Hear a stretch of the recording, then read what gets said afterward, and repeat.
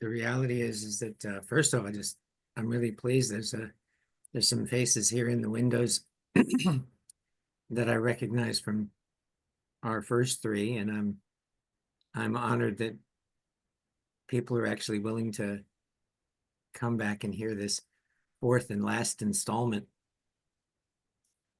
So one things I'll say first off, for those of you who've been before, you already know Brandon's remarkable contribution to all this, his ability to really work through so many different frameworks and analysis and integrate them in new ways. And then, of course, to also quite trenchantly present it. He and I've been working together in community-based stuff as well as with the Enlightened Worldview Project for the last 3 or 4 years. And I've had the honor to sit in on a lot of Saturday morning sessions, and we've become a collaborator with Brandon here in our local community to bring people together for sometimes some pretty amazing conversations about politics and philosophy. And what we're Yeah. doing here is an extension of that. So thank you all for joining, and thank you, Brandon, for organizing this.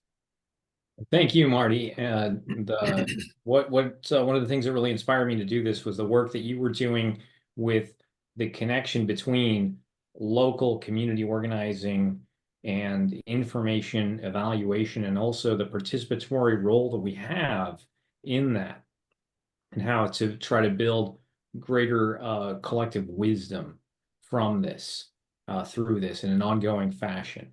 And so, and as you mentioned there, this is kind of we're planning on this is being kind of the final event. There were 3 previous events that were on the recorded and on the Enlightened Worldview Project YouTube channel, and that this event is also this is being part of Integral Life and also Limicon, which closes tomorrow.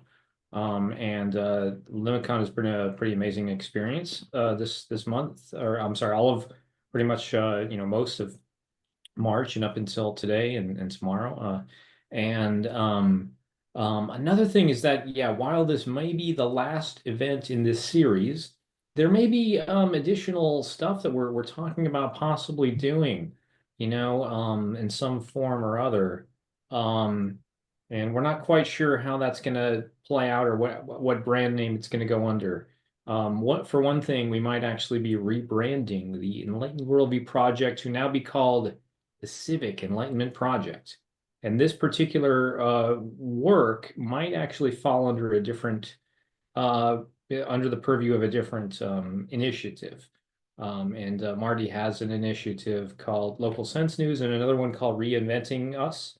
But we can, get to that one once, I suppose we're kind of toward the end. But if you wanted to speak to that just for a bit before we get started, Marty, I'm not sure if you want to do. Yeah, sure.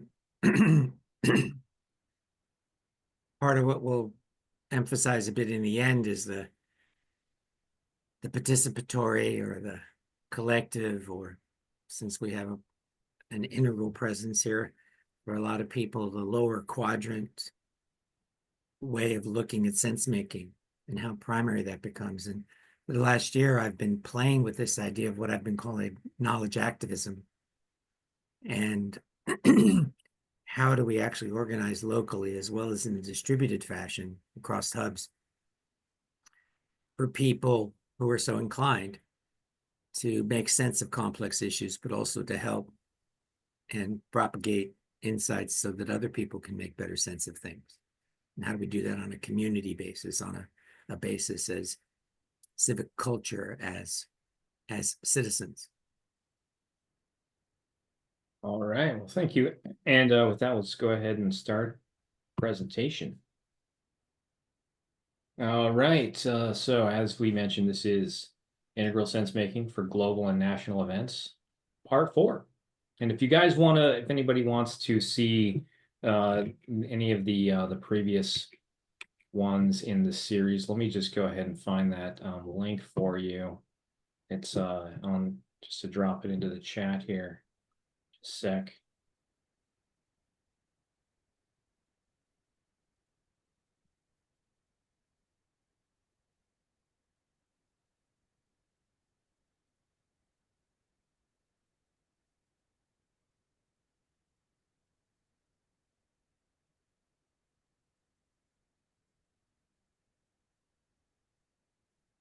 Okay. And all right, so just to give a quick recap of what we covered in the first three parts of this series. So sense making includes this mutually interdependent triad of information evaluation, such as sensory data, truth claims, intuitions, all kinds of stuff like that. And Marty, while we're doing this, can you keep an eye on I've the got it. waiting room? All right, and so in all collective decision making and the practical implementation of decisions. So all three of those are important. They're all involved. So you're not just making sense by sitting on a rock and thinking. You are actually doing something. And it also isn't just an individual thing. It is collective. And so this is what we mean when we're talking about sense making. I guess some other people maybe have slightly different definitions. But this in part draws from the work of the people who coined the term, like Carl Weick, and but he was focused more like on just like an organizational context, and we're looking at it, within like, okay, the larger information ecosystem. We're also drawing from the work of a lot of these people with like Daniel Schmachtenberger. And one interesting thing is that there was this thing called the Consilience Project. You guys remember that? And they said it was going to be a 5-year project, and then it ended up being like just a 3-year project, and they kind of stopped it. So we're trying to build on top of what they have and actually apply it to local community development and helping people sort out, within the very, very confusing and complicated uh, media sphere. Okay, so and we have a problem with of collective sense making, and wherein it becomes quite difficult for people to sort out uh, truth from fiction in current events, in science, in history, and in spirituality. And this is something we were talking about quite a bit in part 3, how there are these different spheres. There's the like, okay, what happened recently, like yesterday. This is the what the news media often talks about. And then we have like what happened, a million, or I'm sorry, more like 1,000 years ago, or a few hundred years ago. And that actually plays into our conception of who we are. And that's history. And that could be, there are different conceptions of that, just like, yesterday, whether it's yesterday or whether it's 2,000 years ago or 5,000 years ago. It's something we need to have sense-making processes for. And also there's, science and spirituality. Those are realms wherein, we're trying to understand, a little bit deeper about what's going on with reality, either the physical, objective reality, or some sort of a reality that helps us orient toward what is ultimately meaningful in life. And far too many people in countries that are supposedly free, democratic, and fair are doing, admittedly poor sense making of matters of public concern. And this is exacerbating many existing crises because bad decisions are being made by poor political leaders. Um, and so our ability to rationally make sense of news, information, and claims depends on our level of cognitive, emotional, and ego development. And this applies at the individual and collective levels. You see there was a little grammatical error in that. Well, hopefully that's okay. All right. Hey, Brandon, just on that, I Yeah, just want to yeah. re-emphasize that in the first three, we focused a lot on collective stuff as we went along, but we fundamentally, I think, like most of us, operated from a place of trying to imagine how I make sense of things. And one of the things we wanted to do to try to sum up the series here is to expand that into a sense of, well, what can be done for us to collectively make sense of things, like what forms might that take? And so we'll get a little bit to that at the end. But that's kind of opening a door that we see coming out of this work. Yeah. And so we can also look at, okay, a lot of what we're trying to draw from here, there's several books that have come out in recent years that Marty and I have been reading, and we've been talking about what this means.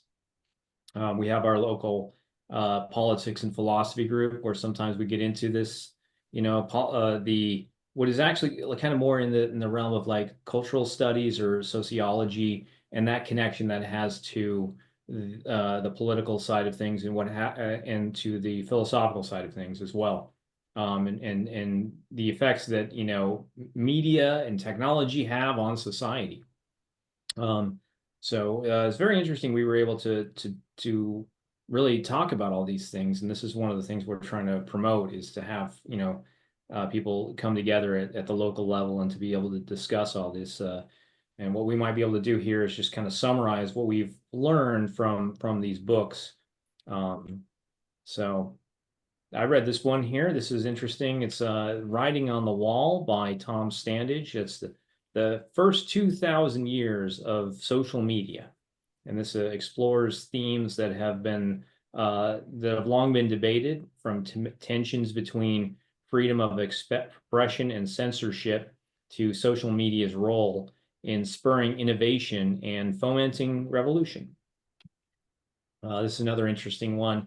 The Square and the Tower by Neil Ferguson. And this is about networks of power from the Freemasons to Facebook. So throughout history, hierarchies housed in high towers have claimed to rule, but often real power has resided in the networks in the town square below.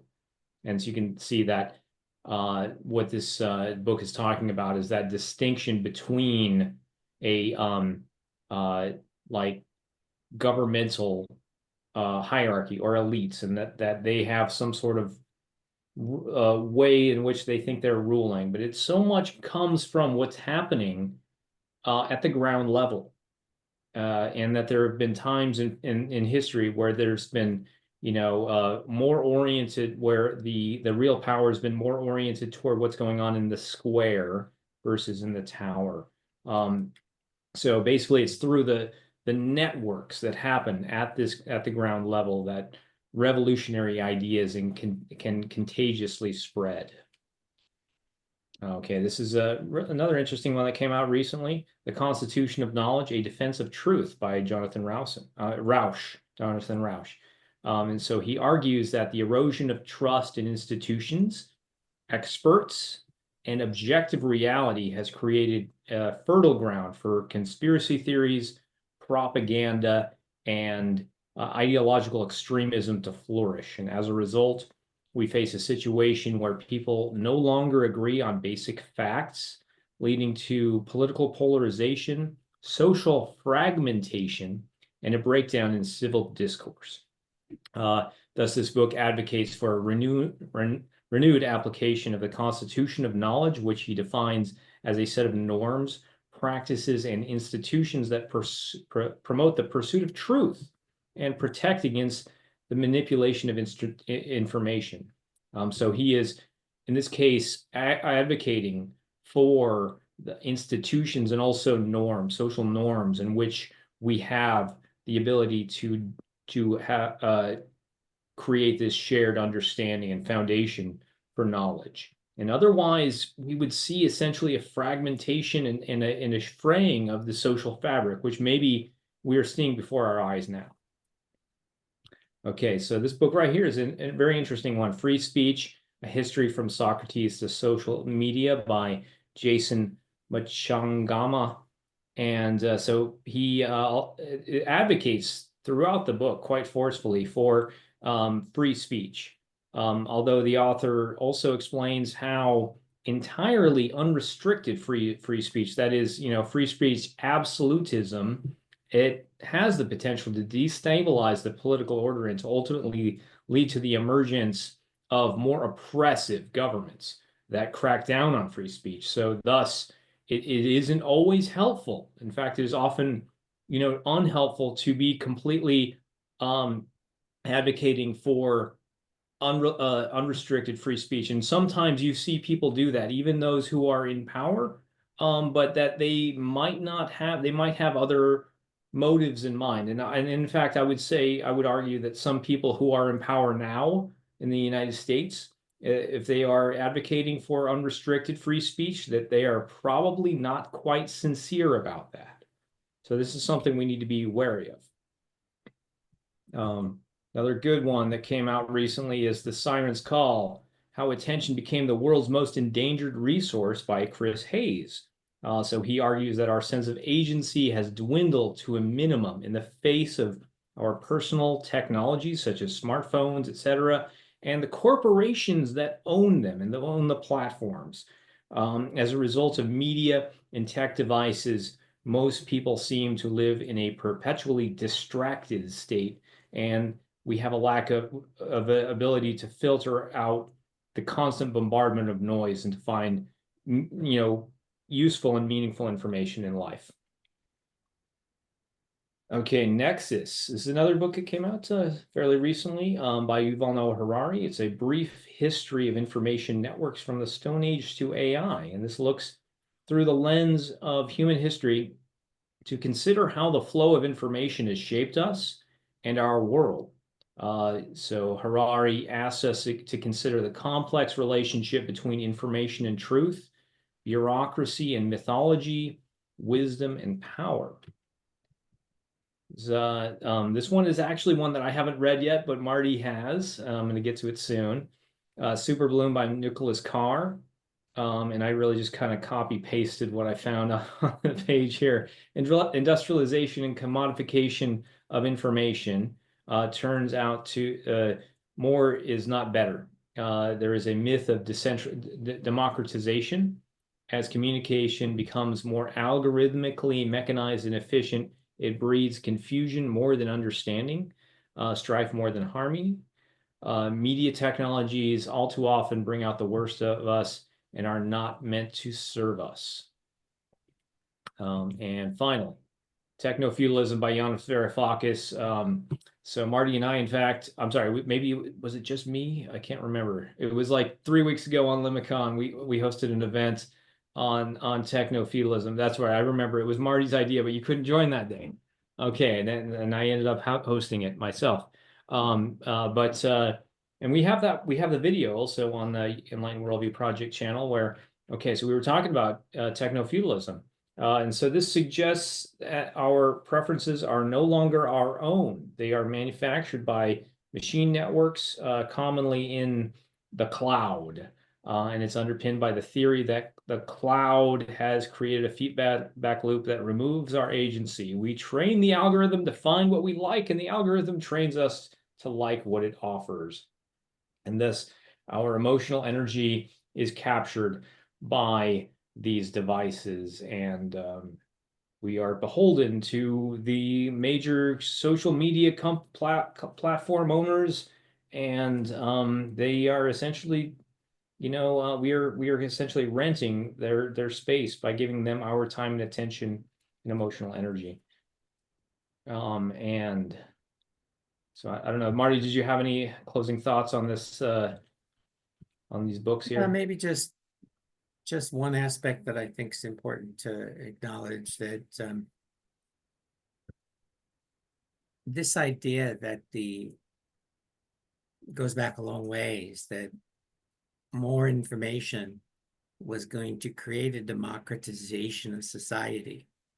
And in Super Bloom in particular, he does a really good job of just laying out the ideological and intellectual basis of that, and does lots of quotes through the 60s and 70s and 80s and 90s at levels of academia and government. There was a love fest going on, at least around the world, but particularly in the United States, where everybody really believed that if we generated more and more information, that there'd be, everybody would become a little broadcaster and things would become more and more democratic.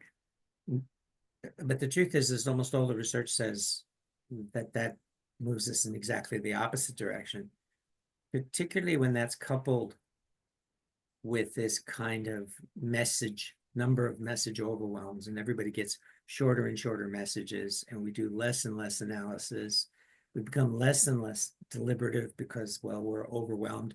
And I remember when I started at Microsoft many years ago, I was amazed to find out that I had 200 or 300 emails a day in my inbox. And like everybody else, what I did was, if it was long, I deleted it. And unless it was a short message that I could act on, because I could never process that many emails a day, I wouldn't do anything else. So that idea of how we've become so focused on no deliberation, on quick answers, and then I go a step further, is how that leads to a kind of simulation of reality, because we've stopped engaging in any kind of depth and any kind of deliberation and analysis, because, well, how could you? There's so many things to analyze. So that presents a source of crisis. And so when we argue about sense making, it's a very real thing. What do we do when so much is coming at us? It appears as if there's no way to deliberate and understand and be at all contemplative or insightful or analytic towards what's coming at us. So I'll leave that one there. All right.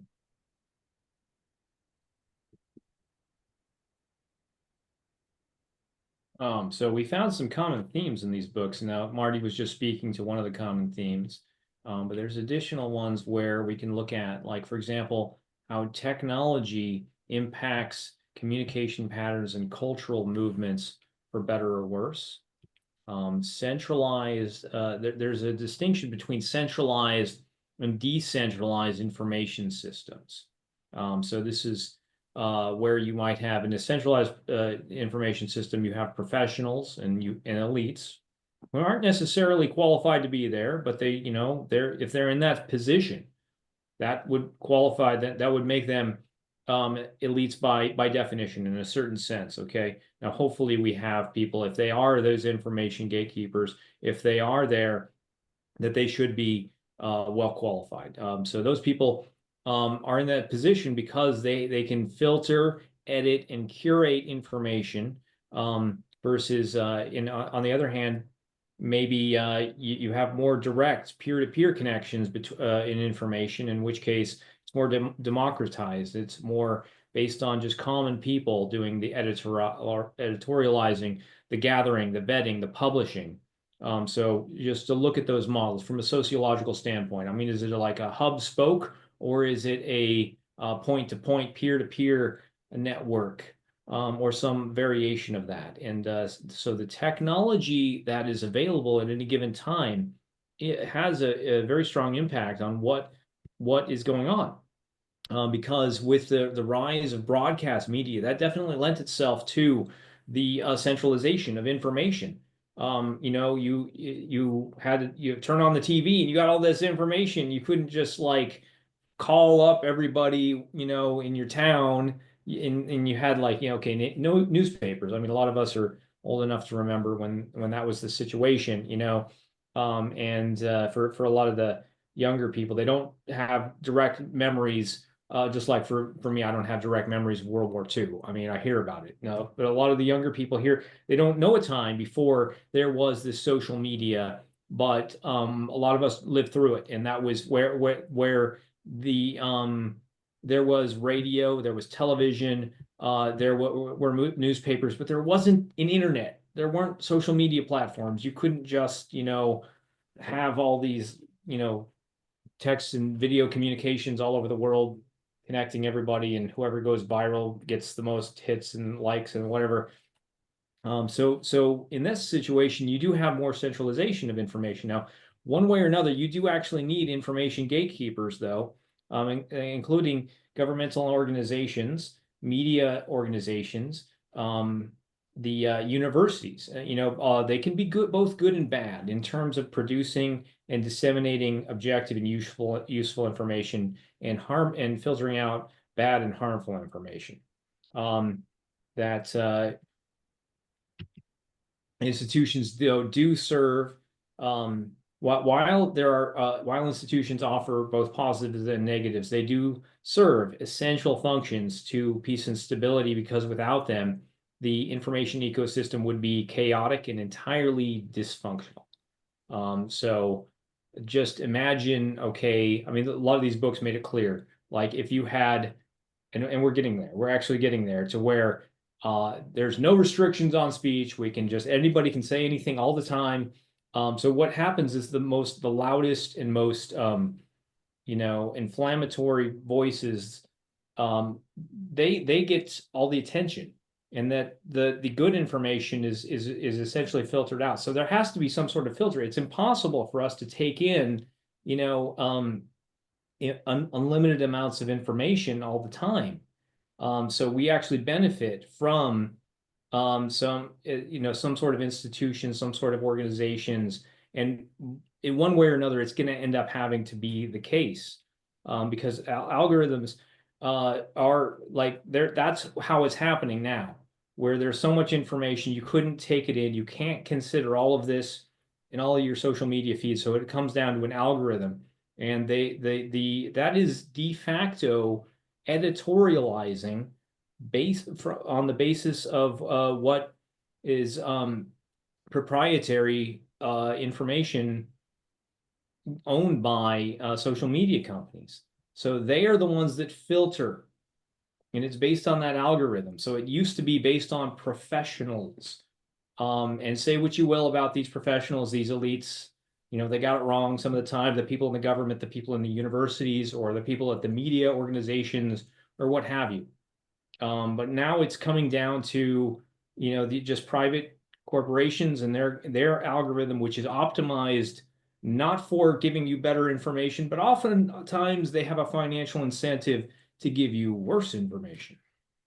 So the curation of information is essential, but the old curation model that relies on central information gatekeepers is dead.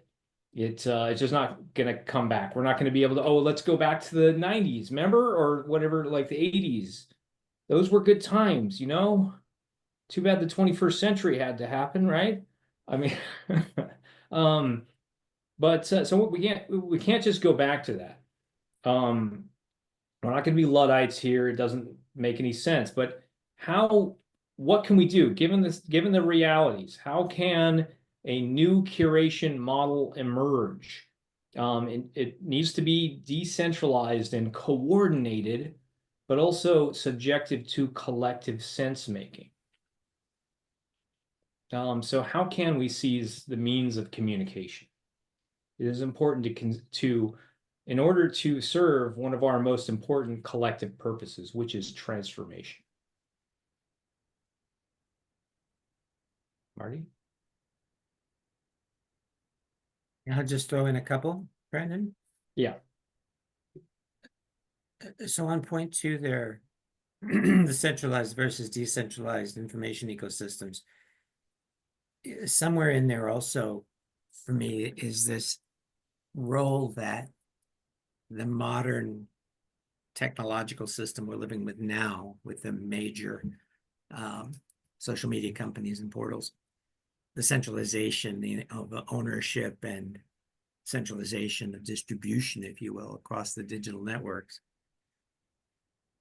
There's an interesting tension that emerges where, because we're in the virtual world and these algorithms come along, it actually creates a kind of simulation of reality. So I think it's useful to consider that all social media sucks us into a simulation.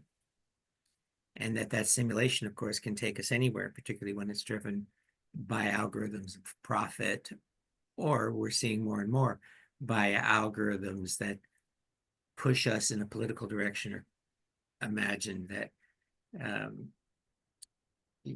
we need to vote for a certain person, or we need to believe a certain set of things. And that's very different from real life.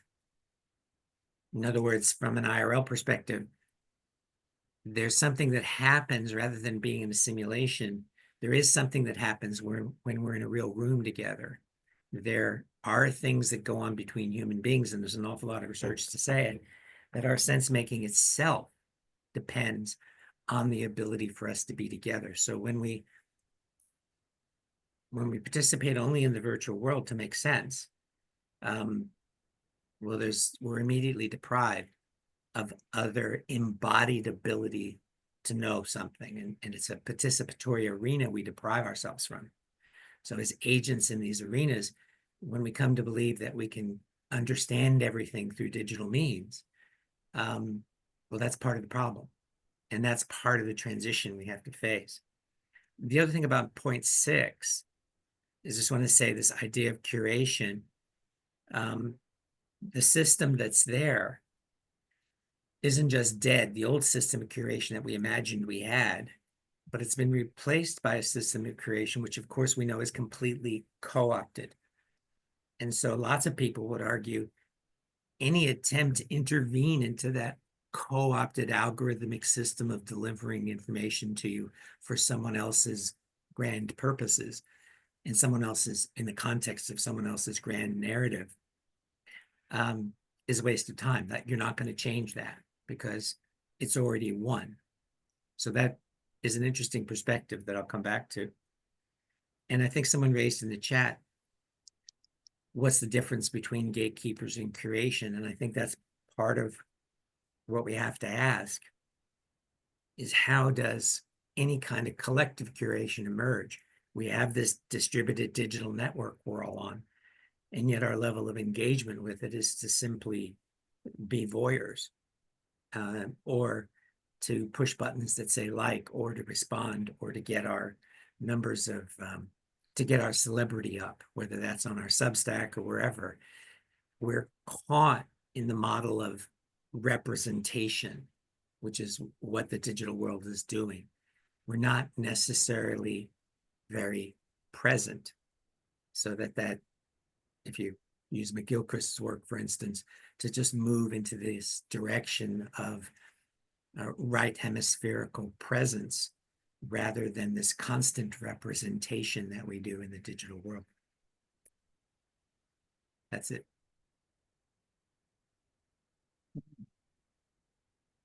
All right. And we can talk about paths toward greater collective wisdom. I think this slide is mostly Marty. You got some thoughts to share on this?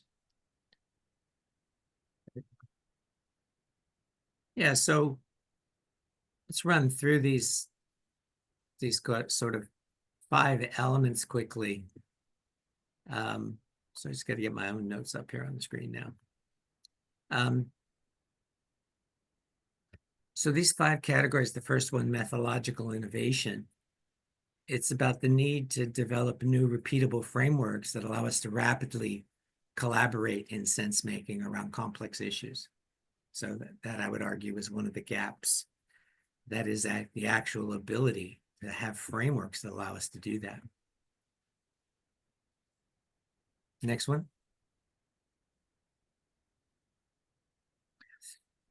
So again, this ability to actually form lasting relationships, to create networks who share civic concerns locally, but who also may operate in different locales, which leads to an ongoing collaboration and a sense of expanded insight across multiple geolocations. So when I say network formation, I'm not just talking about the old idea of cyberspace. I'm talking about real network formation that connects both the power of the digital world with the reality. And I'll just say here, one of the things I find in a lot of the online communities I participate in, when I ask the question, how many of you can translate the kind of awareness and concerns and consciousness that you see here in the digital spaces we're operating in, that you can immediately turn and say, oh yeah, I know what that analog version, what the real world version of that is. Almost all the time, and ask yourself the question, almost all the time people go, well, no, I can't, I'm not connected into networks of people in the real world that give me this same sense of awareness and connection and belonging that I get here amongst my liminal community or my integral community. My argument is that well, that's an issue. That's an important issue if you're concerned about sense making. Next one. So the ability to actually develop best practices that are going to emerge so that offerings can be structured, offered out to the community, so that particularly across communities, they're facing similar challenges with similar issues. Again, that ability to transfer knowledge across the network between locales is going to become very, very important. And there's a lot of complexity to that. And that requires a little bit of, I guess, Brandon, a little bit of meta hub, right? Yeah. And the next one is media literacy. And you can leave them both up. And so, we talk about media literacy, and it's easy to, it rolls off the tongue now. We teach it in schools. We have people doing degrees in it to teach it. But I'm really talking about this expanded collective sense making, that media literacy has to go beyond just, oh, is that thing true? Media literacy has to go, we need cohorts of people which we are connected to interpret what's coming at us. Because fundamentally, trying to do that as an individual without having a cohort of people that we're connected with, both in real life as well as digitally, is going to become increasingly difficult. And I'd say it's urgent that even young people and community organization and in our neighborhoods, people start to realize, I need other people to make sense of this. This isn't about me hiding in my apartment or in my neighborhood. And then the last one,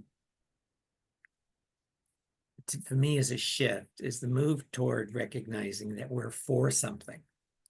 Now, the actionable insights, I've been in too many places recently, marches and other places, where I would characterize that everything I hear is that there's bad guys doing bad things and we don't like it. Bad guys doing bad things and we don't like it. But what I hear less of is what we want. So I'll give you a concrete example of that. When I first heard that Medicaid was going to be cut, one of the next things I saw was a report that said 5 million American children would not get medical care because their parents and they, were without means for medical care, and there was no Medicaid to help them. And the question arises there, do we all feel that 5 million children who don't have the means to get medical care deserve medical care? Like, are we for that? Do we want these people to have medical care? To become, and maybe even to say, well, here in here in Cincinnati, here's an example of 3 or 4 kids who were getting care at this local hospital, and that local hospital is closing down because its Medicaid funds have gone. And now these faces, or here in Sacramento, a bunch of documentary filmmakers just made a great documentary of tracking 15 homeless people through all 4 seasons. And there was no political statement in the documentary. There's just simply observing their lives through 4 seasons. And that was a very, very difficult documentary to hold. But it was telling people's story, and it was showing what's actually happening. So all of this sense making can't be some intellectual exercise that allows us to generate better theories. That's one part of it. But it also has to get us to see what's happening in our very communities and to find the heart then, and to use a term of my friend Claudia, to find that galaxy heart, to enter into action, to let those insights take us to action. And she's on the call. I don't know if she wants to get in and offer some Maybe she does. thoughts. Is Claudia here? Here. Thank you. No, I think I want to let you guys continue doing your thing. I'll Thank you. enter in the discussion. Thank you, though. All right. Anything you want to add, Brandon? Yeah, there is a lot zooming out, I'm not sure on the particular points that you're making, but what we could maybe do, kind of wrap up the presentation portion here. But then also I wanted to say that, you know, just to get back to like where does this go? That we have ideas about what this could be, where this could go, and what and we want to suggest that you guys can help and be a part of this, you know, and you could be co-creators, especially in local community activism and organizing, in creating hubs or being a part of local hubs, and connecting to other hubs across geography. And then within the same city, you might have multiple hubs that are based on different functional areas. Like some of them maybe are going to be based on information evaluation, participatory journalism, you know, media literacy, scientific literacy. There might actually be others that are based more on like, you know, democratization, civic engagement, and others based on social services, you know, to people, or job training, or various other sorts of things. And we are thinking that each of those are kind of, they're all based in, could all, you know, to some extent be based on this hub model. What that kind of means is that it is a community organization that invites people in to connect, to be a part of that, you know, so as opposed to like a private group, you know. So it's like, you know, it's a transit hub, but it's doing something. Now, if there are multiple overlapping hubs, or multiple hubs in the same city or region or whatever, that have an overlapping geographic region, that then or within you know, an overlapping geographic area footprint, that they then have a connection to each other. So there's a hub of hubs, and this is something that we want to help. We want to invite you guys to be a part of that. We want to assist anybody who wants to start to do that. And one of the biggest pieces of the puzzle is that we need better local journalism and local like information evaluation. And we want to help give the tools available. Give you guys, you know, what tools you might need to make that possible, and figure out how to get the resources. So that's something that we're looking at, and I know that one of the things a few years ago I was interested and inspired by this, you know, the Consilience Project. You guys remember Daniel Schmachtenberger with the War on Sensemaking series, and some other people, and they originally envisioned it as a 5-year project, but then they ended up closing it after only 3 years, and then they said, well, mission accomplished, which I don't think it was even, you know, accomplished there. But it's an ongoing thing, and it's ongoing. The reason that they were doing that was because to try to analyze what's going on with information, with media. Now, I think that the organization that was sponsoring that initiative, the Civilization Research Institute, maybe they have ongoing stuff going on. I think that you know, what they're doing, if it's anything, you know, really important, it's not they're not public with it yet. But what we really want to do with this actually is to bring it to the community level. We would like to probably get involved and have some sort of connections with CRI and whatever they're up to. But we want to actually bring this to the community level, because that's where it really needs to be. We want to figure out how to do that.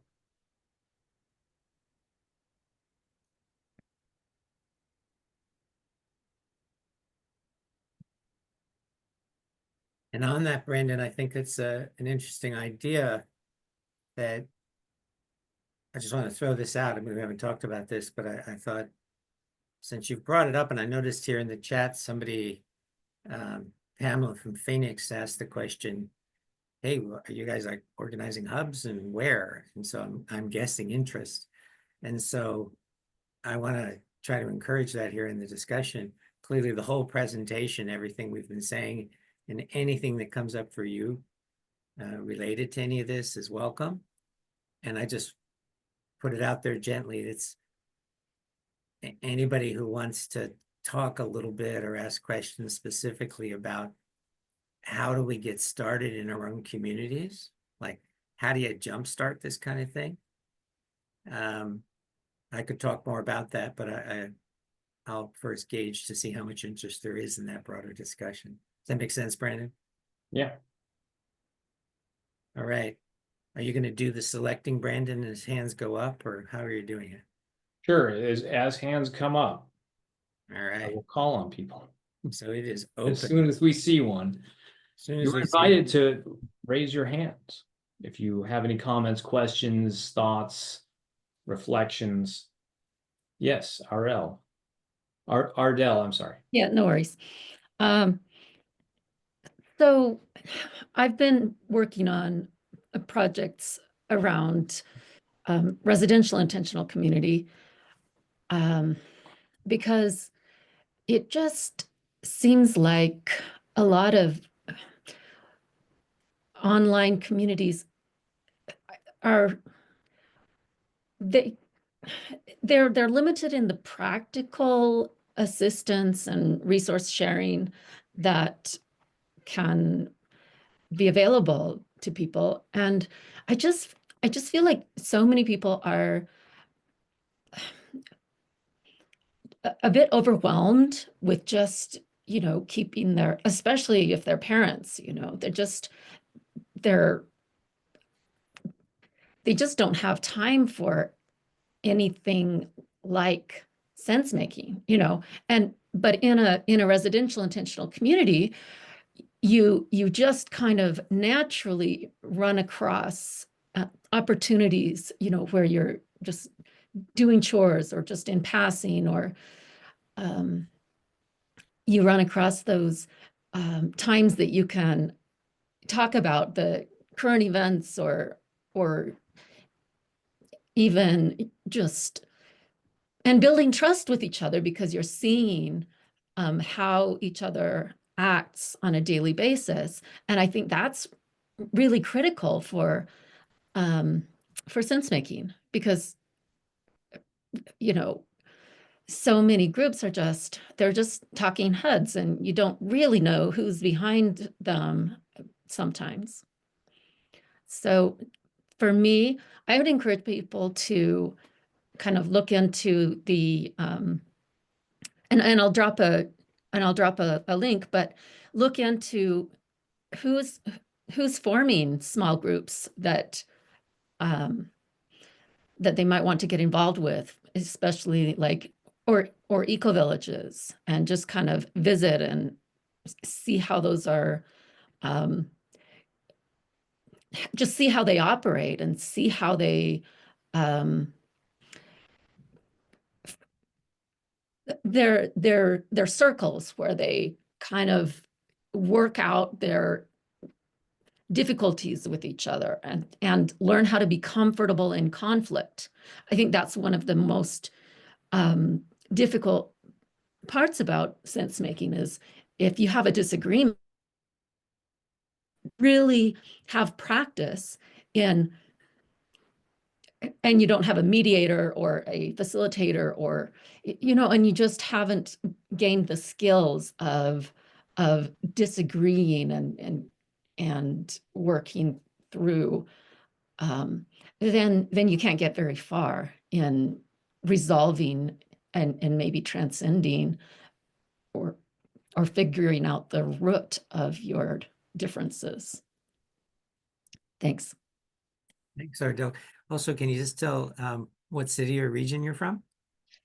Yeah, I've most recently been in Colorado, the Glenwood Springs area. As of the first of this year, I am back in Utah, kind of central, rural. Thanks.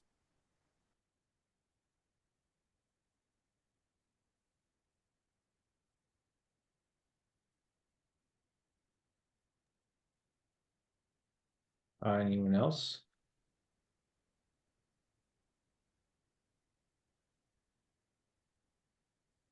I don't There's know a if it's the case that like we've given a lot of information and like your minds are filtering it, trying to process things, which is actually a microcosm of what's going on in the media landscape.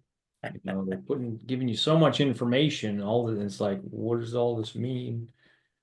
But if anybody has some thoughts on you know anything that we were talking about, there's a- Leyland's thrown a good question. If someone else is ready to step in, we could try to tackle Leyland's question.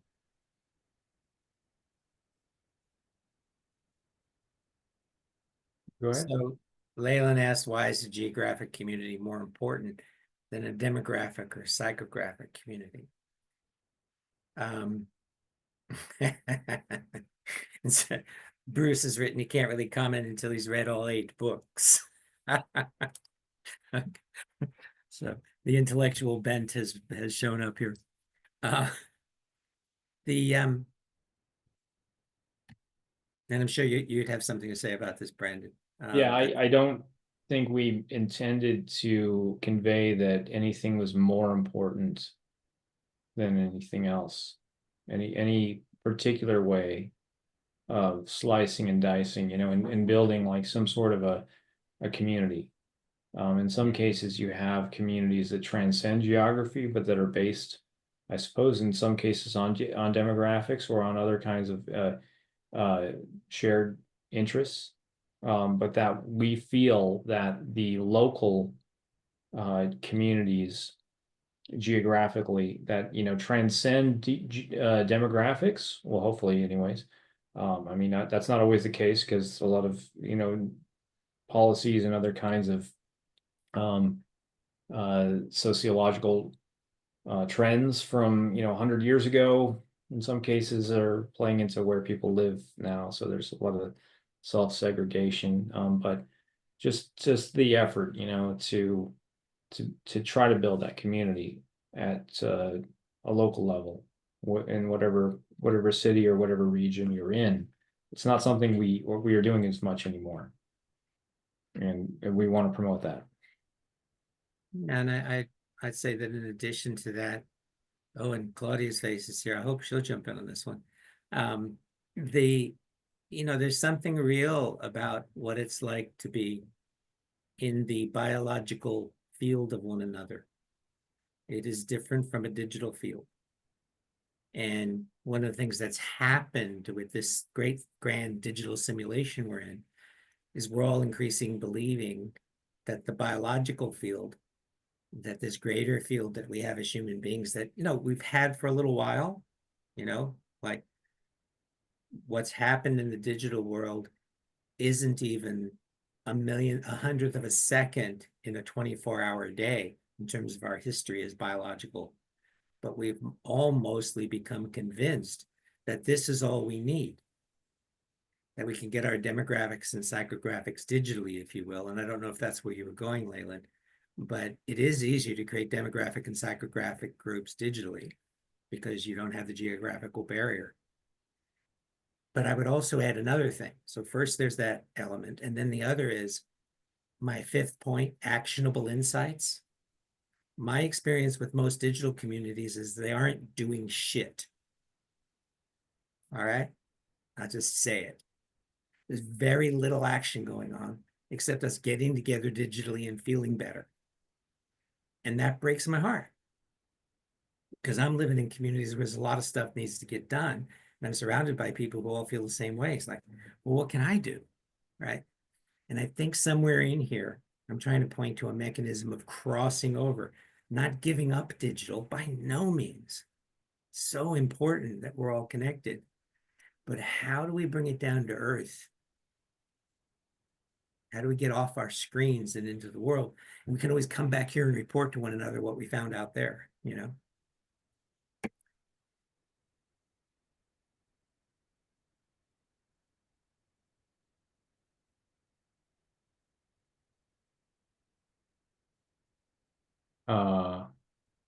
I saw a hand go up and then go down. I'm not sure.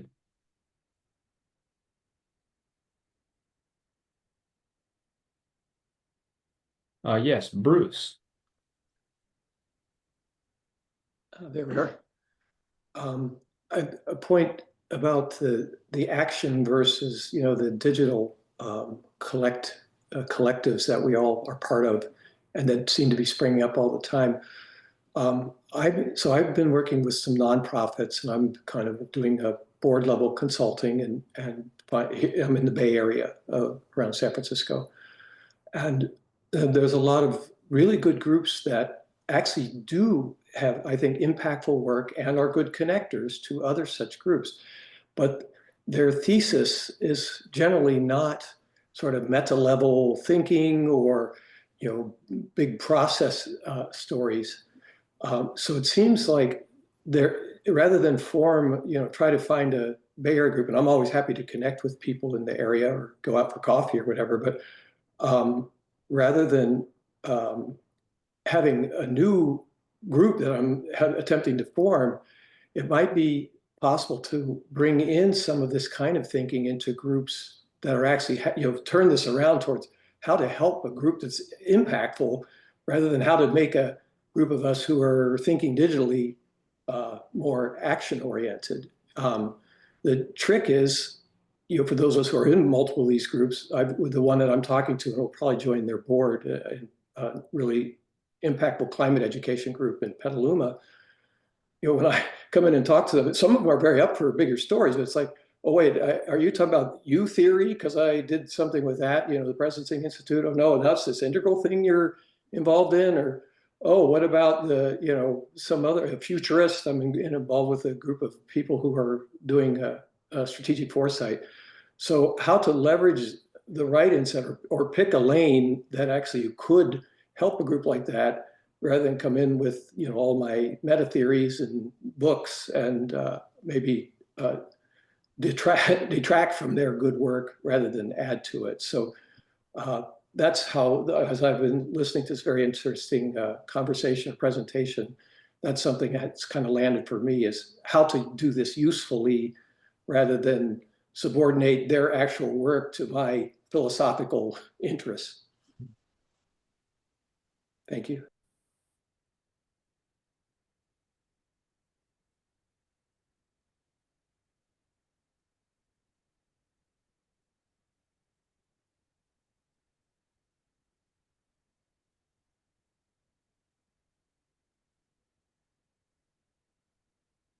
So one of the things I find it interesting just as observe, we're about an hour in here and we still got most of the people who came in at the beginning. So that's a good sign. And yet,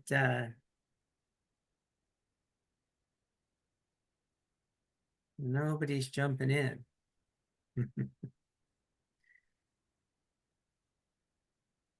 Well, hopefully at least you guys liked our presentation. And that I think one thing we could try to do with some of this is to kind of narrow it down. Oh, there's our delegate. Oh yes, another. So just a moment, let me. I just wanted to offer the suggestion. For one thing, if anybody wants some assistance in setting up a local hub, you can contact me, and it's Brandon at enlightenedworldview.com. But also, possibly, some of this stuff could be, we could maybe use some co-creators in terms of creating more materials, more educational materials, and more like we could turn this into a white paper, potentially that really kind of lays out the theories. We have these 4 events so far, and some of it actually could be, professionalized in that regard. So if anybody wants to, potentially help out with that, let me know. Let Marty know. Yes, Ardell. Thanks. So I'm really impressed, Marty, that you brought up the idea that a lot of maybe you're saying the sense-making groups, but whatever, trying to resolve problems, groups that or even just understand them completely, that they're not really doing anything. And part of that might be because they just don't know what productively to do. But you know, everywhere there are local groups that are doing good things, and there's like, it seems a lot of people are trying to, like, too many chiefs, not enough Indians. Like a lot of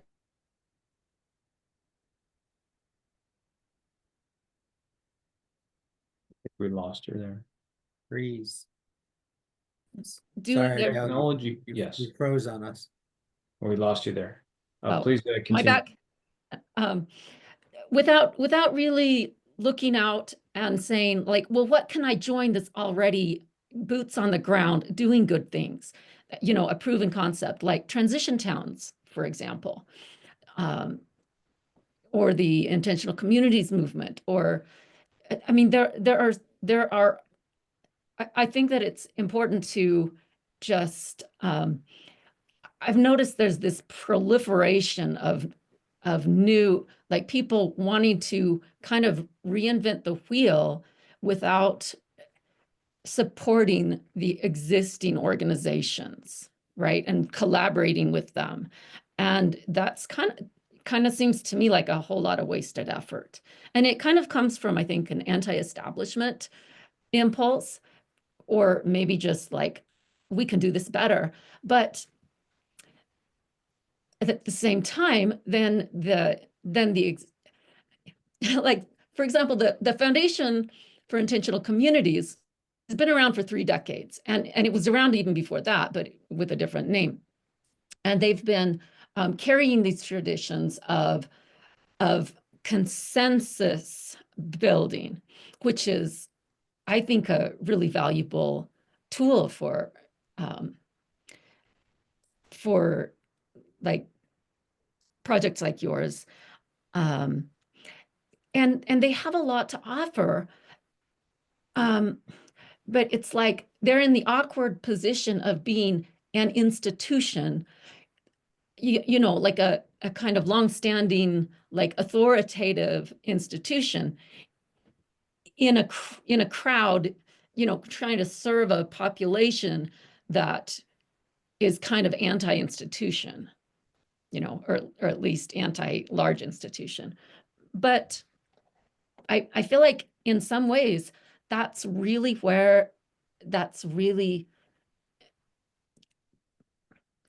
they could really bring some power to some of the challenges that of the meta crisis, because they hit a lot of social ills at the same time. And one of the main things is they're working on solutions, not just perpetually dissecting the problems or potential problems.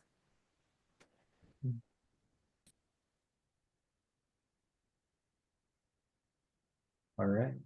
Thank you. Yes, we can go to Atasha. Thank you, Brandon. Yeah. Well, I heard you mention technology and algorithms and media, and I saw one of the 8 books was Yuval Noah Harari's latest work, Nexus.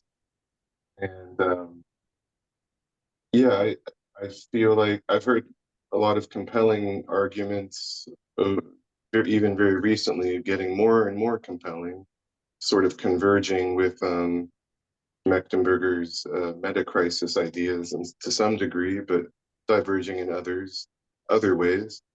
But basically, Ray Kurzweil's prediction of us heading towards artificial superintelligence by 2031, or within a year margin of error, to my mind, it seems like in the very, very near future, it will no longer be as simple as algorithms and media outlets, but it'll be who has access to the most powerful sense-making tools that have ever existed, which will be these 200 plus IQ machines that will be able to analyze unfathomable amounts of data. And so the thing that feels most salient to me in that regard is having communal AIs and communal AI models, and advocating for access to these things, and preparing for a potential coming storm, with which people like Yuval Noah Harari and Mo Gadat have been sounding alarms for. This, in the very near future, there may be, new laws passed to limit in public access to these tools because of their incredible power, can be used for awful purposes just as easily for good purposes. So it's just an angle to this that feels very salient to me, that I just want to bring into this space, and see if there's anyone else that's already perhaps working on any kind of sense-making models for the purposes that you're describing.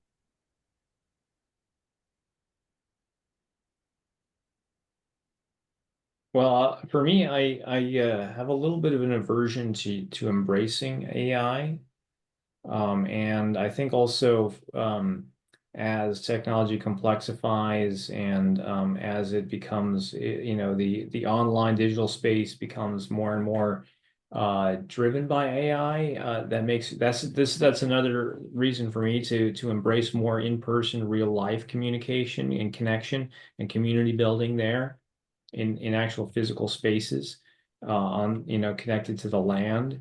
You have a lot more of a, if your life world has more orientation toward that and those sides of existence, then you have more of a connection toward what is stable, and what your ability to understand reality has those anchor points. Whereas for some people who are moving more toward the embrace of these later technologies, and to try to live with that, and to try to, I guess, avoid the absolute worst outcomes, that they end up, I think you get sucked into it, a little more. Now, I think that it's inevitable that we're going to have these tech tools. I myself am not convinced. I'm actually rather skeptical that AI is going to accelerate as much as they're saying. There are certain reasons why I think that, but that's it's another discussion for another day. What do you think, Marty? Yeah, I think yeah, it's kind of like for me, it's feeling like yes, and a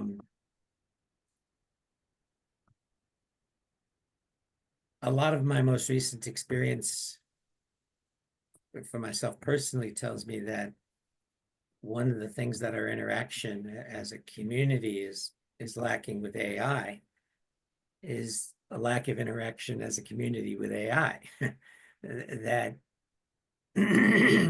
my experience is that there is a very real thing called human collective wisdom, and that it is not fundamentally computational. And one of the difficulties with all of the AI energy is this belief that, and I'll just use McGilchrist's metaphor of that left hemispherical function is in fact sense making, and you're done.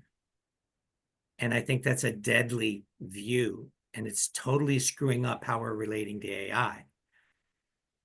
Yeah, I think cognitive amplification is wonderful. I'm loving it. I use it all the time. I just don't imagine that it has anything like what we have as human beings to develop a collective wisdom and work together in ways that are remarkable and remarkably difficult to reproduce, no matter how much computational power you have.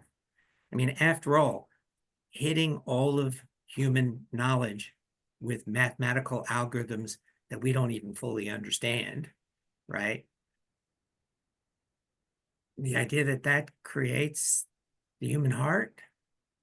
I think our problem with AI and our problem with the lack of community is we don't know how to tell the AI how to be more human and how to help us more.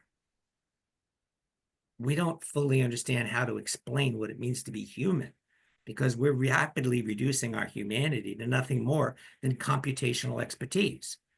So how do you start talking about being human in a bigger way, in a more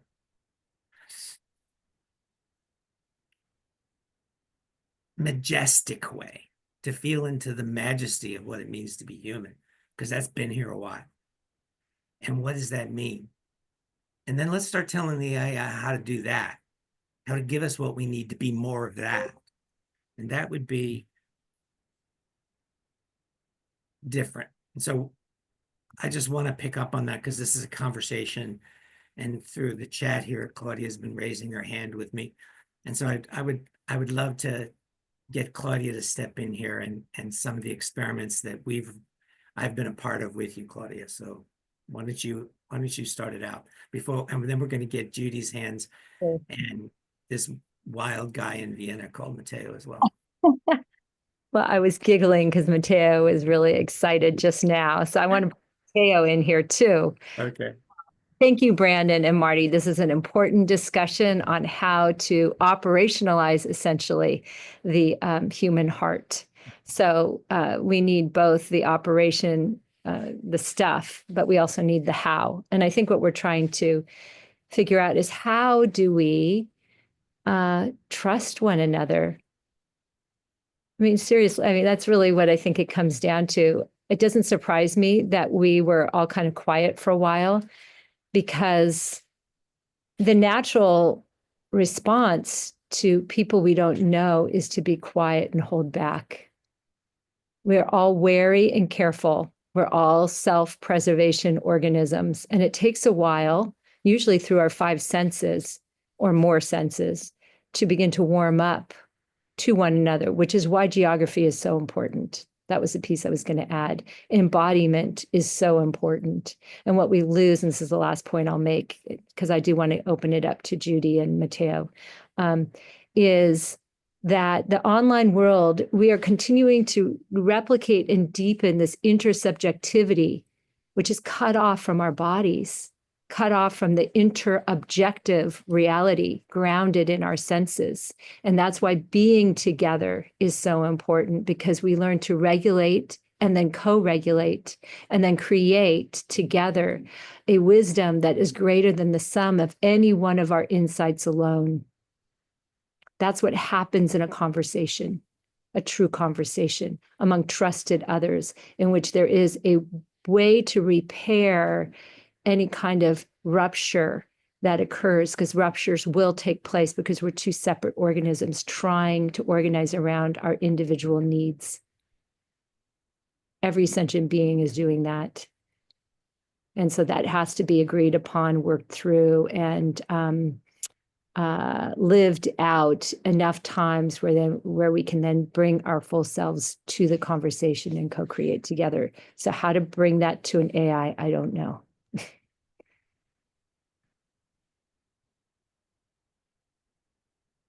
Matteo, Judy, anybody else?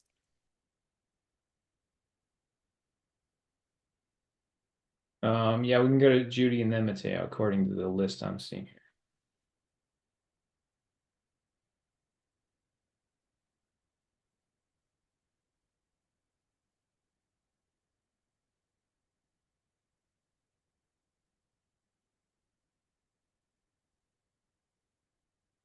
Judy, you still there?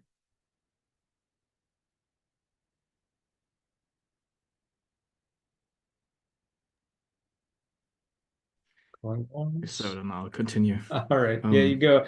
We'll go back to Judy if you want to jump in after Matteo. Yeah. I mean, I already wrote down a lot of stuff or commented a lot in the chats in the meantime while you were talking, because I was on the way back home, just going for a little afternoon or night walk rather. Vienna is so beautiful in the night, it's amazing. And there are not that many people on the streets. Yeah, just walking by Parliament. And it reminded me what you said, Marty, in our recent call in regards to like the bricks and mortar and how important like the manifestations of institutions are as well, right? Like I have to be able to walk across Parliament Square, to truly appreciate the institutions we have built. And that doesn't really manifest online, so to speak. And there has to be beauty there because it has to be appreciated in a weird way as well, right? And so, yeah, many of our institutions should also be there, like especially these tranches, and especially what has been said before by Adele in regards to let's not try create stuff from nothingness because well people still need ladders to climb, right? Just because we've reached like a new level of ascension to be able to see or like be more conscious of all the different tranches underneath doesn't mean that especially the young have the ability to instantly adapt that level, right? Like we need a ladder to climb, and if it's not there it would just implode. And so all the previous installed institutions have their place. Of course, they have to be balanced and well managed. However, that ascension has to take place somehow. And I don't think you can fully synthesize or simulate it in like a weird simulator of games or whatever, right? Because that's the ultimate amazing thing about life. It's that combination with agency, which, for example, a lot of the LLMs nowadays lack. It's that interaction with reality, with nature, that actually makes us agentic creatures. And yeah, if not that, why even talk about stuff like consciousness in a weird way? So yeah, this frightens me, and especially also the adherence. And what I wrote before, and really goes to the heart of myself, is like to build these institutions. So much effort is required. So like nudging and like adaptability, like adaptive capacity, because you will have to, like, especially with legal change, you will have to be like the personal therapist of these people, of giving them comfort, like while like reducing their emotional stresses, reducing their anxiety, for people to actually be able to make ethical choices, because you just showed them the unknown. And it won't help if the unknown is manifesting in front of them as like a homeless person, because there is such a thing in human psychology called idiosyncrasy credits. That if you are too weird, my brain is already occupied of fighting against that weirdness. Because people are impulsive, and so are our institutions. But you don't change that by lecturing from up, like from up high. If it's really want to be grassroots and actually have adaptive capacity within any society, this has to become like it should manifest from the ground up and have stable foundations. So yeah. So I just want to check in again, and whether Judy's still there, and also to say thank you, Matteo. It's always good to hear you.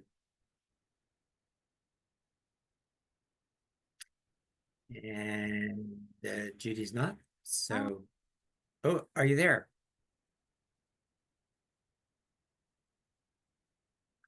It's funny. I thought I heard a voice break in very lightly. Judy, there's a chance there's something wrong with your mic.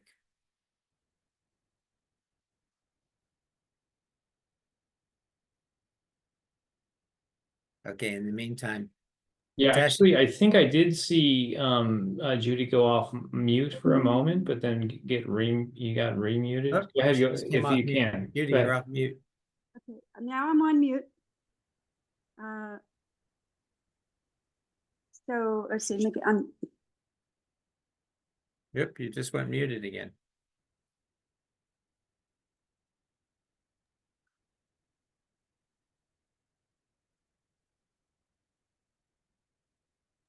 okay, can you hear me? Yeah. Yes. Okay. I was thinking there's so many things. I think what has happened is we've become so isolated, so distinctly islands in and of ourselves, and there's so many other ways to approach people on a one-on-one basis that and if you have someone who is leading something and they have material that they can pass out. And so you have a block party. You put your flag up like you do at a campground, letting everybody know it's time to come over. And if you bring your bottle or whatever you want to bring, we're going to get together and we're going to have a good time and we're going to talk to each other. Nobody knows what each other's politics are. Nobody knows, what their marital status are. They just decide to get together because they're all in a camping situation, and they want to interact. They want to have contact with other people. So I don't think that kind of thing can be implemented. Nextdoor, that one of the the apps that are on, there's always people talking back to each other that didn't know each other before a subject came up, and then there's dialogue going on between people. So there's a natural desire to have cohesion, and I think that some of the very simple things are being overlooked. So I think that somebody comes over and mows your lawn, for instance, or you go over and you take some flowers that you had extra.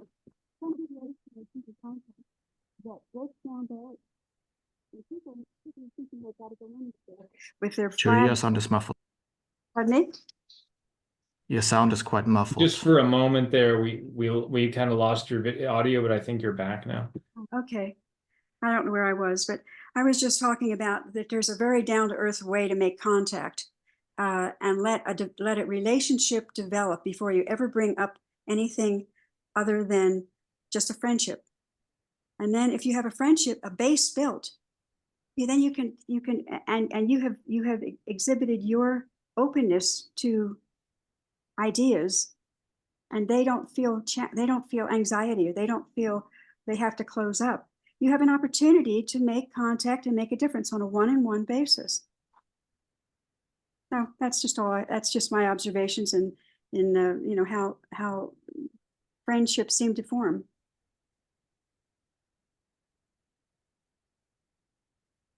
Wonderful, thank you. All right, I guess we can go back to Tasha. So I think maybe after Eric, we may start to wind down as well. Thank you. Yeah, I wanted to make a couple points. First, there was a session or meeting a day or two ago that I missed that was centered around a discussion of Alan Watts' final video, some program that he was doing. And it was very much on this topic of basically the hubris of man to think, a digital representation or mathematical representation of nature is, tantamount to nature, like a Korzybski type argument. The map is not the territory in that sense. And it was just a lovely, beautiful, beautiful video that I wound up watching yesterday morning. So if anyone wants to look that up from yesterday or a day or two ago, it's definitely worth checking out on this topic. And yeah, with regard to the beauty and the grandeur of something like walking through Parliament sounds incredible. And but I wanted to and I think there is a weight to that. But I think the other side of that coin is the element of privilege to be able to access walking in Parliament.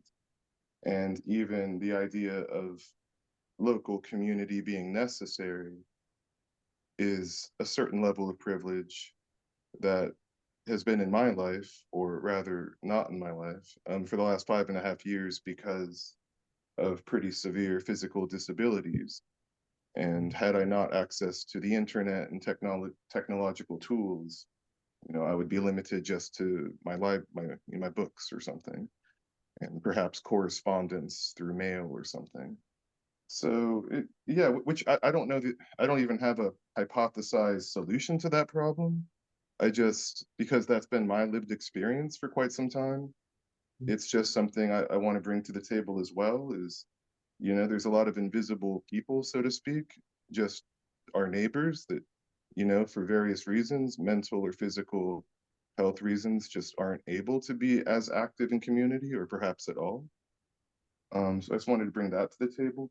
And I also just wanted to clarify, I think what I'm concerned about, even if super intelligence or whatever doesn't happen, so to speak, it's already advanced enough and on track for, you know, the deep fake technology to be indistinguishable in video and so on. So it's just a concern of mine in the same thread that you were naming earlier, Brandon, about basically propaganda and the filtering of information intentionally by Silicon Valley algorithms, and, you know, perhaps influenced by government or governments or, you know, billionaires, et cetera, et cetera.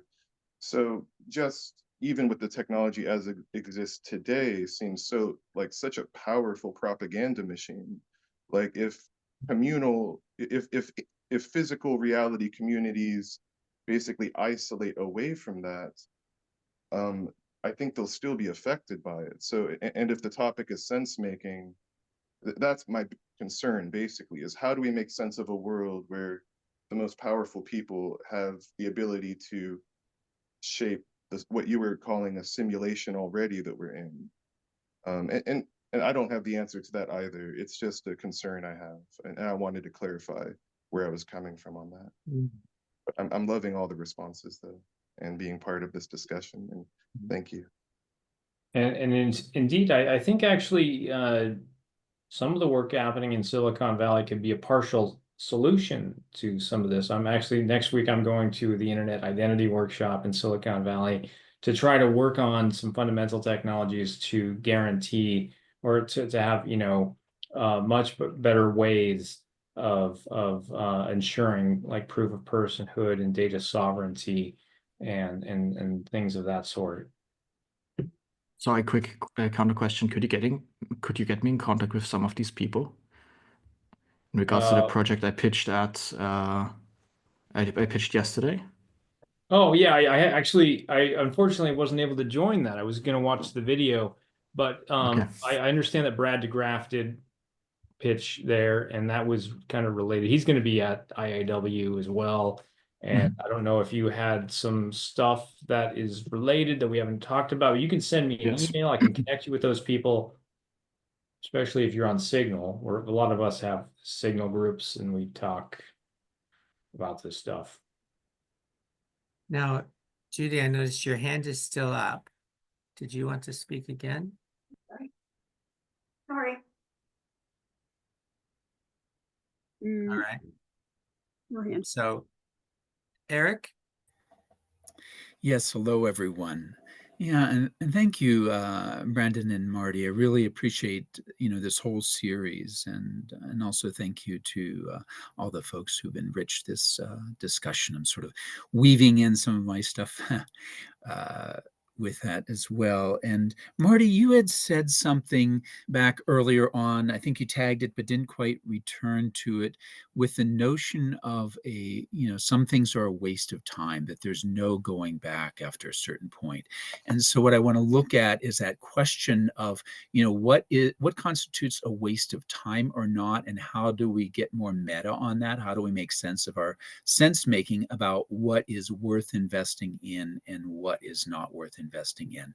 And I don't think there's always, discrete answers to this. Probably could be put in a polarity lens and so forth, but we do need to make discernments about what to let go of, that water's under the bridge. Let's not waste our time, going down that avenue anymore.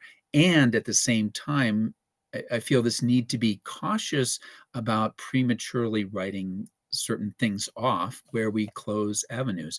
And in the various communities that we can look at, there are people who make assumptions, like in a corporate mindset, there might be assumptions of what's worth paying attention to or not. Or in other, some of the deep green spaces, there are, collapsitarians who think that, the world isn't, the whole system is going to collapse within a decade or something like that, and it's not worth doing, certain kinds of things. And so our decisions about what's a waste of time or not make a big difference in how we get actively involved. And so I think what I'm curious about, and this isn't, something I wanted to solve in this moment, but just to hold that question of how do we determine what really make sense to write off, and what we want to hold as open questions, and how do we continually revisit those places to check ourselves and say, I used to write this off, but now I'm going to maybe circle around and say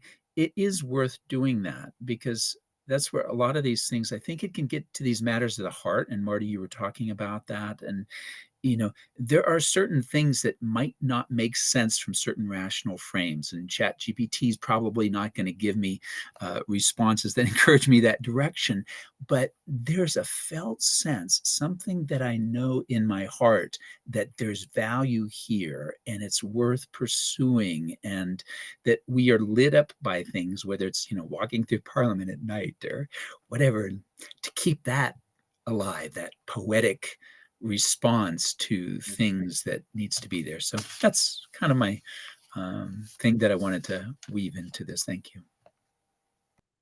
Thank you, Eric. And I'll just clarify something. There's definitely a bit of hyperbole in my statement of, the existing social media world is a write-off. It's like sometimes I'll make the hyperbole as well that there's no sense in doing anything that supports the Democratic Party because it's just as corrupt as every other party, blah, blah, blah. But this last election, I worked really hard with other people to try to get a Democrat elected in CA 13 in California, along with 5 other California seats. And it wasn't because I consider myself a Democrat, but it was because strategically, if we got 4 of 6 over the line, if we got all 6, the balance of power in the House of Representatives would have looked very different when Trump came to power, which was my strategy was somebody else's strategy that I joined in early on. So to me, that I'm trying to point to a metaphor of I was involved in a collective process where we were able to discern that there was something wise to do. There was wise action to take in a direction which would be for greater benefit. And so then all my ideological or anti-ideological, all my perspectives dissolve into this reality of a group of people realizing, hey, this could be really good for all of us. And I think that's where I'm coming back to this role of collective wisdom, that discernment you were pointing to, Eric, I would say is much better if it can be collective, if there are groups of us. And so how do I do that? So I just wanted to end what I'm saying with one other point, and that is Claudia's gone, but I wanted to throw it in. Claudia helped initiate a small set of circles that are running, and they're called Wisdom Exchange. And I'm a part of a couple of circles. And this is a really interesting kind of hub approach. We actually come together to experience collective wisdom, and it's often without any agenda. Things come up, the group feels something to talk about, we talk about it, we process, and sometimes it's very topical and sometimes it's not. Where we see ourselves as a cohort, but what we're feeling into is this embodied relationality. What we're feeling into is this embodied sense. You could even sense, say, a bit of really trying to embrace also the mature feminine in all of us, feeling that relationality, feeling that clarity of what it means to be we, and to have a much greater sense of what's going on in any question. And a little bit, I think, what other people have pointed to, I think it's great that we're going out and coordinating and joining other groups. Yes, go, go, go. I'm a member of many groups. And I know that the greater cohort I have around me that can share in these practices of collective wisdom, the more sustainable my activity is. So there's a far-sighted self-interest to have cohorts of people that I can connect with. And I'm finding that that's even true. It's been true now locally, to have cohorts of people who I do connect with at this level, where I can have discussions about collective wisdom, about the transformation of society, about my sense of the metaphysical and the spiritual, for instance. So I don't think it's an either or. It's definitely an and.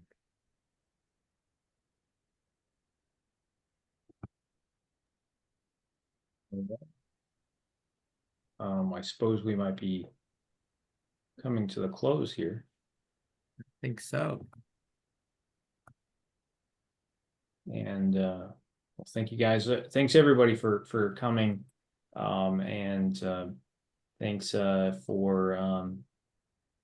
for listening and watching our presentation, for those of you who joined the conversation, and for the rest of you guys, it's still an open ongoing conversation, that we can engage in.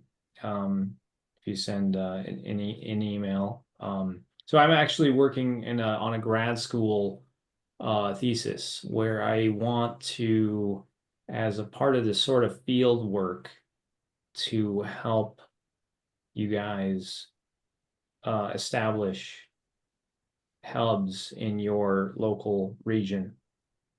And if you send me an email, I'll probably send you a questionnaire if you're interested in participating.